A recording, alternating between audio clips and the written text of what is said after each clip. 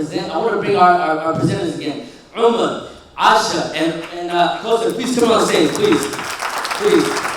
This is one of my favorite parts of the course because it's live Q&A for all you guys to get a chance to talk to our presenters, okay? They have a wealth of knowledge, rich wisdom, you know, you guys seen what they talked about governance and, you know, their economic transformation.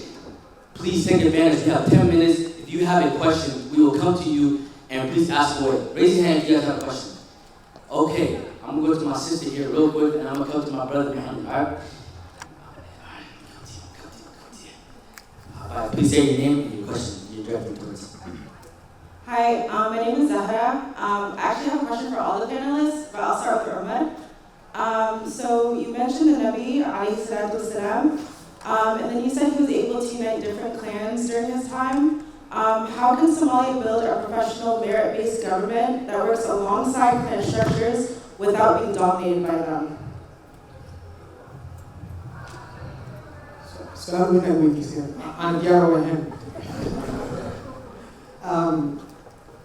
I think the most important for how I model leadership, if you decide to lead Somalia and you're qualified and you're competent, you're modeling that for us. So the person, it's like being an NBA coach. He's hired to win championships. So he's going to get the Kobe, the LeBron, he's going to get the dream team. So if you are a confident leader, you're going to have highly qualified, merit-based individuals that's going to join your team. And the Prophet ﷺ lived that as an example. Abu Bakr radiallahu anhu was an expert in genealogy. He knew the clans inside out. So what ends up happening is whenever the Prophet was meeting with a clan elder from another tribe, he would take Abu Bakr with him. And Abu Bakr would tell him this is so-and-so, and so on and so forth. So that's where Abu Bakr's expertise comes in. When he was meeting with Muhammad, the delegates, or he's going to a military campaign, he would commission people who just converted to Islam, but they were experts in their field. So this is where Amr ibn al-As accepts Islam, and then suddenly he's sent to Egypt because he's a genius military strategist. So I think that the number one key how we need highly competent, exceptional leaders in Somalia, and it begins with us. So we have to really have experience bringing people together, learning how to solve problems, collaboration. You know, I went to Somalia this summer and I did some research on the different international schools, and you come to realize our education system is so low, let alone having collaboration inside the classroom. We come from America, Canada, Western countries, you're taught in the classroom to collaborate. Our leaders don't know much about collaboration, creating win-win situation, building inclusive governance, building consensus. We don't need a democracy. So really for me, it's about modeling leadership, and if you're competent and confident, you'll have people who are smarter than you, because your job is to be a facilitator and a coordinator to deliver results, not excuses. Thank you so much, Ahmed. I have my brother Abdurrahman who will be going next to Mohammed, and then we have room for one more question. And Mohammed, if you could do me a favor, please ask one of the sisters the question you have next to Michelle. Sounds good. This question is for Kosta. You talked about how, using the indigenous knowledge to kind of like revive what's the non-negotiables. My question for you is, how can we build a foundation based on the local norms, like traditions that sustain Somalis before the colonialism, without toppling what we have right now? Yeah, thank you for that question. The first thing that comes to mind for me is ultimately there are forms of head that are already happening, right? It's not that it doesn't exist. It exists in different practicalities. It just doesn't show up in the federal forms, right? And I think the ways that we can see it really be personified and show up in a more progressive manner, that we can actually then show a blueprint around how head is indigenous to us as a contractual way of knowing and really seeing it as a traditional form of being able to negotiate and contract out, is actually taking archives, right? Writing down what we know, actually keeping record of what we know, whether that is through audio recording, visual recording, or written formats. And that also will look like us having to go out into regions or areas that maybe don't have connectivity, right? That's gonna take a really diligent effort. I think right now, we're very fortunate in Somalia seeing this revival in tourism, right? We're seeing TikTok, everyone's saying we're going back to Somalia 2026. So how do we utilize some of those tourist agencies to go out into some of those regions and areas and then actually be able to understand what are the customary practices and forms of those people, and then really be able to share that at a broader scale. And so I don't know if that was a very clear answer, but I think for me it's A, the record keeping, and then B, it's actually being able to show that and express that through a global scale. Thank you so much, Coach, and Mohammed, phenomenal question. I really appreciate it. One more question from my sister, Asha. Whoever has a question, please raise your hand, and Abdurrahman will come to you. I see my brother Ismail right there. Ismail, please stand up and ask your question to Sister Asha. Here you go, Asha. This is a question, a general question I'm asking everybody, because it's no secret that Somalia has fallen behind many successful nations in key sectors such as the economy, agriculture, and education. You know, with the rapid rise of artificial intelligence and digital technologies, why hasn't Somalia leveraged these tools to accelerate the development and improve productivity and boost the GDP of the nation? What structural, political, and institutional barriers are preventing AI from being used as a catalyst for the national growth, and how can Somalia realistically begin integrating AI to fast-track the process in these critical sectors of the nation? Thank you for your question. I think before we even go to AI and digital technology, we have to ask ourselves whether Somalia has the basic services and amenities that people in Western countries do. For example, if you look at the Western world, the reason why AI and all these technologies flourish is because they have a social system that actually works. You know, people contribute to the system and they get back from the system. However, in Somalia, you know, we do have these sectors in place. Like in all honesty, you know, there are children who go to school. There is a dysfunctional healthcare system, governance. You know, and that's a completely different story. But if the basic necessities and services are not there, how can we go further and look into AI? But also to expand a little bit, I think AI and digital technologies we've seen in different fields. It's you know, it's crucial. It has helped to develop a lot of things. I just don't think Somalia is at that stage right now. You have to look within before you look outside. So you know, let's build inside. You know, the problem, and then we can look outside. Now, please, we ended this at 12:15. Well, basically 12:15. Yeah. I guess we have room for one more question. Abdurrahman, please give it to one more person, brother. Okay, shit. Okay, go ahead, brother. You go quick, inshallah, and then whoever answers the question, please do it within 1 minute, and then Sheikh will have the last question. Please go ahead. Assalamu alaikum warahmatullah. Shukran. Thank you for Islamic for organizing this event. My name is Fawad Ahmed. I'm from Somali community here in Qatar, head of PR. I'm proud to be here. My question is to the panel, and really I commend what they have said all.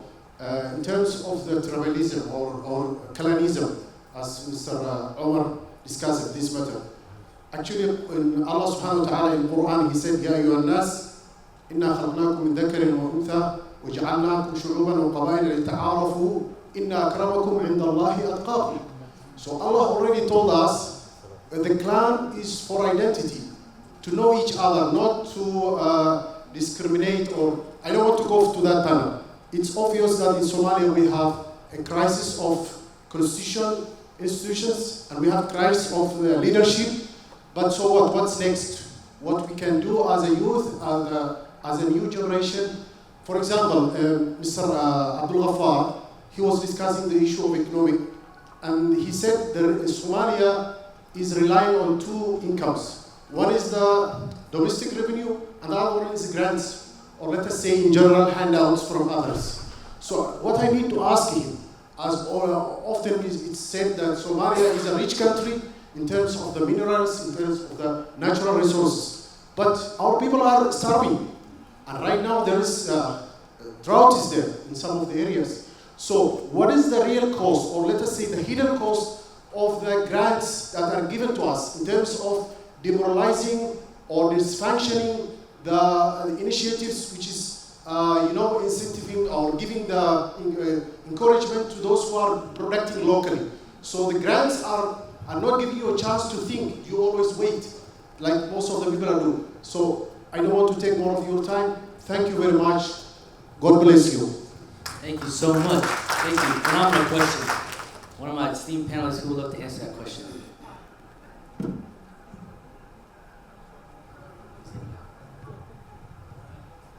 وحاولنا كهذا المبدأ. There's no way on earth that foreign money given to us in the form of charity is going to rebuild our country. There's no way. And I think we talked about how these financial resources at any moment, so there's no way that we should plan our rebuilding efforts depend on handouts. لكن لقنك السياسة الصومالية بحال نقطة إنك عم تساند لهان. وحسوا إن لقوين هذا واحد. I guarantee you, everyone here is willing to pay $100 every single month if they knew there was a project that was being supervised by trustworthy people. For example, I would be the first one to pay if I knew I can trust my government. And we need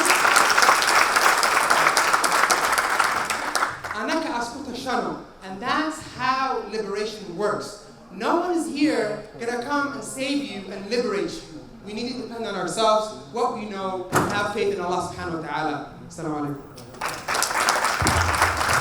And one last question before Salah. We have Sheikh who's going to ask a question real quick. Assalamu alaikum wa rahmatullah.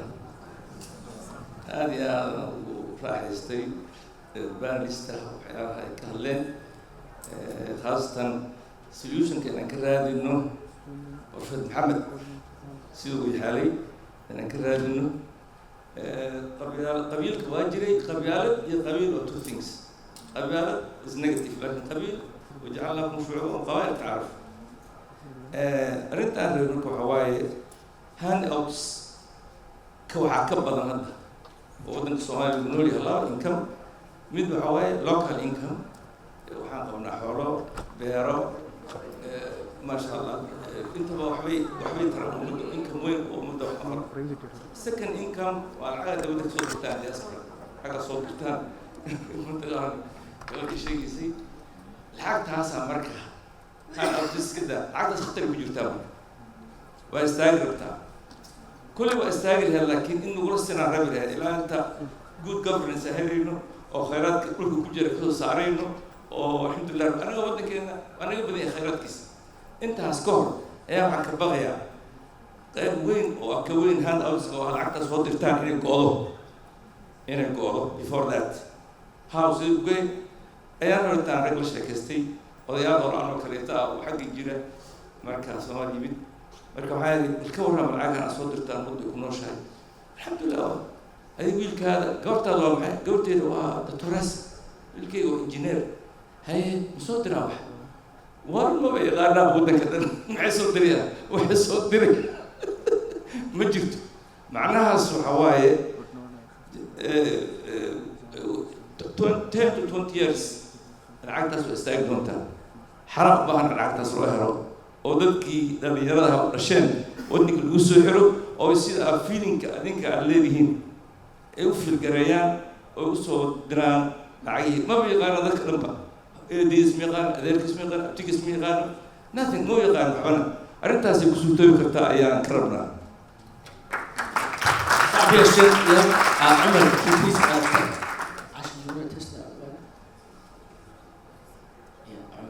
if you could say a statement to the show. لو تحكي أحسن اللي هو قبلها وركب وقتي. أدر رنهانتي وحارجيننا كلهم in 10, 15, 20 years كان شيء يصير dowlad xalaal ah oo Soomaali isku duuban inaan dhisi karno oo dadkeeda u kaalmeyn karto anaga xataa laga maarmo taas hadee dhacdana waxa waaye nabad hadee dhacdo anaga businesskiina iska furanayna and we have opportunities marka thank you for your comment inshallah jazakallahu khairan no du'ay There was a sister that was raising her hand. This is the last one, I promise you. I want to make sure that we hear all of our men and our women, you know, inshallah. The sister that raised her hand is... Please, no, please. Yeah. Don't shy away. There was a sister, there was a sister. Yeah, please. Yeah, don't hold back. Don't hold back. Okay, I'll give it to you.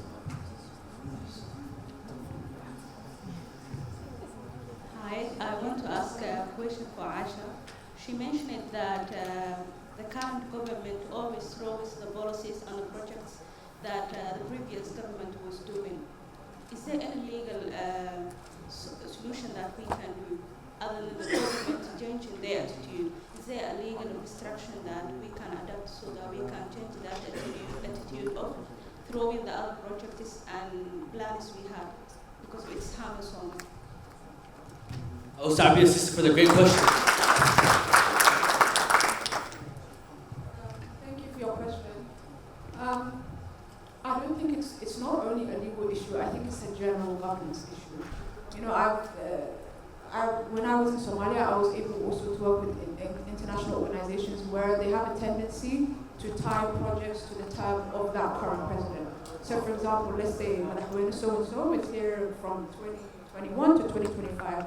That will be the same duration of the project because they know very well that or Imana will not continue with the work of the former. So I think it's, you know, going back to the drawing table again. I think it's a task for, you know, those that are at the top, the leadership, for them to understand that it's not personal achievements that they should be chasing, but it's national achievements. Let's say we sign this project for 5 years. Why don't we negotiate and let it run for 10 years? I think also legally speaking, what the Kalahde handle had, it would be a different story, but there's no governing legal framework in Somalia. I think you saw in my presentation, the constitution was adopted in 2012. So I think it's just going back to the drawing table, looking at the priorities of the government and also understanding that the progress and transformation of Somalia should not be limited to the time frame of a particular government. Thank you guys so much. You know, what I loved was, you know, when I looked across the room, a lot of you guys had your guys' pens and papers out. So I can tell you guys are very engaged with this conversation. It's very important, right? We can all agree this is something that we love. We love our, you know, our land. We love our country, yes? Somali? Okay, yes. I mean, I want everybody, if you are moved, inspired, and you loved our panelists, please give them a stand up and give them a round of applause. What's up here? Please stand up. Yeah, what's up here? Yeah, mashallah. Hey, amazing.